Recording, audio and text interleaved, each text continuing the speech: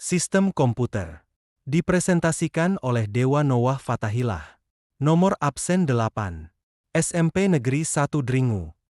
Untuk pokok bahasan yang akan saya bahas kali ini yaitu tentang 1. Pengantar sistem komputer. 2. Perangkat keras atau hardware. 3. Perangkat lunak atau software. 4. Interaksi antar perangkat. 5. Permasalahan dan spesifikasi perangkat keras. 6. Bilangan biner. Untuk pokok bahasan yang pertama yaitu pengantar sistem komputer. Komputer adalah kata dari bahasa Inggris, to compute yang artinya menghitung. Kini, komputer memiliki makna sebuah peranti elektronik yang dapat menerima data masukan atau input, memproses data masukan tersebut, memproduksi masukan tersebut, memproduksi keluaran atau output, dan menyimpan data dalam penyimpanan sekunder atau secondary storage. Sistem komputer membutuhkan perangkat keras dan perangkat lunak untuk berfungsi. Selain komponen internal komputer, perangkat keras tambahan diperlukan pengguna untuk berkomunikasi dengan sistem melalui input dan output. Pokok bahasan yang kedua yaitu tentang perangkat keras atau hardware. Perangkat keras adalah perangkat komputer yang memiliki wujud fisik yang nyata, dapat disentuh atau dipindahkan, yang dapat berguna sebagai perangkat masukan atau input, keluaran atau output, pemroses atau prosesor, memori dan penyimpanan atau storage. Perangkat keras terdiri atas perangkat masukan, pemroses, alat output, peranti penyimpanan sekunder, dan peranti lainnya. Yang pertama yaitu perangkat masukan atau input devices. Peranti masukan adalah peranti yang mengirimkan data ke komputer untuk diolah.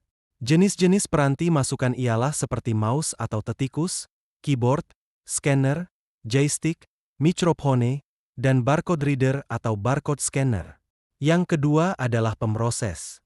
Data atau perintah yang diterima dari peranti masukan selanjutnya akan diproses oleh komputer.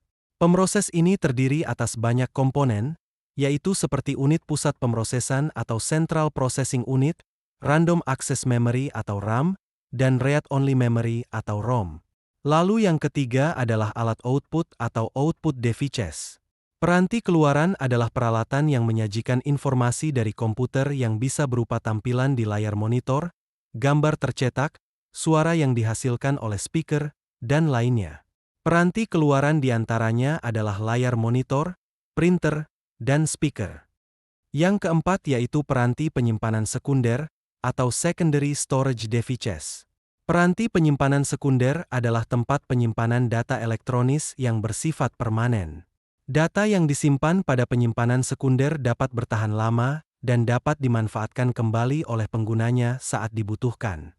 Peranti penyimpanan sekunder diantaranya adalah hard disk devices atau HDD, solid state drive atau SSD, flash drive, compact disk atau CD, memory card atau SD card, dan teknologi penyimpanan awan atau cloud storage. Yang terakhir yaitu peranti lainnya. Pada sebuah komputer, beberapa peranti penting lain yang harus ada seperti mainboard atau motherboard, dan beberapa komponen lain yang bersifat tambahan untuk menambah kinerja dari komputer. Peranti tersebut diantaranya seperti motherboard atau mainboard, VGA atau Video Graphics Array Card, dan Graphical Processing Unit atau GPU. Selanjutnya pokok bahasan ketiga yaitu perangkat lunak atau software. Perangkat lunak adalah kumpulan instruksi dan data yang dikerjakan oleh komputer.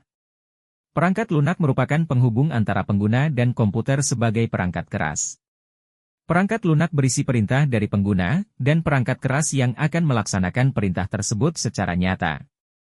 Perangkat lunak terdiri atas program, library atau kumpulan program kecil, dan data yang berhubungan dengan perangkat lunak tersebut, seperti dokumentasi, media digital, dan lainnya. Berdasarkan lisensinya, software dibagi menjadi freeware, shareware, hardware, komersial atau proprietary software.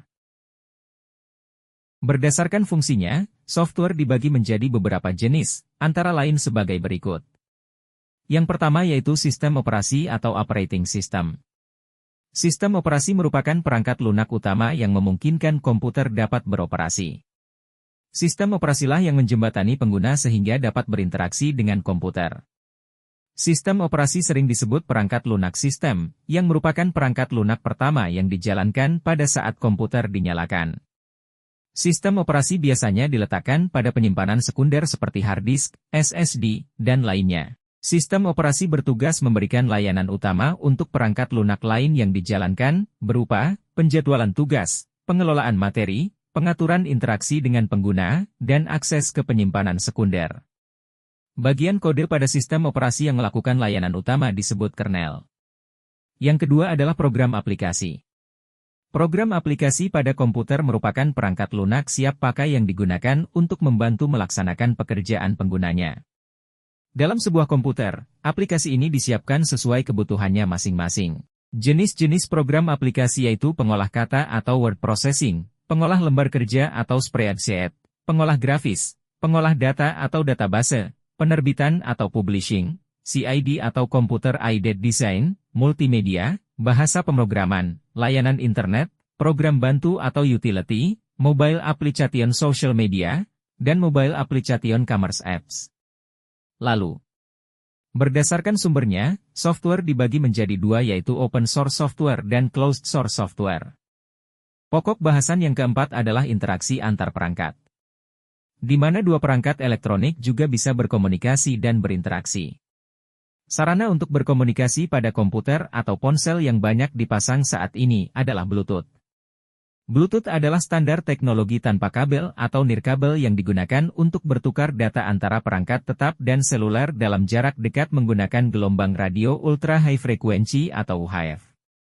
Selain itu, ada juga cara berbagi koneksi internet dari telepon seluler dengan komputer lain yang terhubung. Cara ini disebut dengan tethering atau disebut juga phone as modem atau PAM. Koneksi peranti seluler dengan peranti lain tersebut dapat dilakukan melalui LAN nirkabel, atau LAN atau Wi-Fi, melalui Bluetooth atau dengan koneksi fisik menggunakan kabel, misalnya melalui USB. Jika tethering dilakukan melalui LAN, akan tercipta hotspot seluler yang memungkinkan peranti telepon berfungsi sebagai router portabel. Kemudian pokok bahasan yang kelima yaitu permasalahan dan spesifikasi perangkat keras. Perangkat keras komputer karena berupa objek fisik dapat menjadi aus karena terpengaruh suhu panas dan dingin. Sebuah perangkat keras atau alat elektronik apapun tidak mungkin selamanya bertahan dan berfungsi dengan baik walaupun sudah dipakai dengan hati-hati. Ada berbagai kemungkinan kerusakan yang bisa saja terjadi. Ada kerusakan yang masih bisa diperbaiki, ada yang tidak bisa lagi. Selain itu, beberapa peranti elektronik tidak boleh dibongkar sendiri karena garansi hanya diberikan jika peranti dibuka oleh petugas dari penjual resminya. Pokok bahasan terakhir yaitu bilangan biner. Sistem bilangan biner memainkan peran penting pada komputer karena bilangan biner ini ada representasi semua jenis informasi yang disimpan di komputer. Memahami representasi biner dapat mengangkat banyak misteri dari komputer karena pada tingkat fundamental komputer sebenarnya adalah mesin untuk menghidupkan dan mematikan digit binar. Komputer adalah mesin sederhana dan membutuhkan instruksi yang tepat untuk membuatnya melakukan tugas yang rumit. Sekian presentasi dari saya.